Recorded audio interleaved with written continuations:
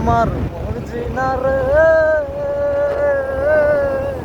আজও বলতে পারি না আমার মর্জিনা রে, আজও বলতে পারি না। আমি মুক্তি যুদ্ধে গিয়েছিলাম পাকা কথা দিয়া রে, পাকা কথা দিয়া। আইসা দেখি তোর মর্জিনা হইয়া গেছে বিয়া রে, হইয়া গেছে বিয়া। আমি সেদিন থেকে কোনো মায়া, আমি সেদিন থেকে কোনো মায়ার প্রেমে পড়ি নাই। আমার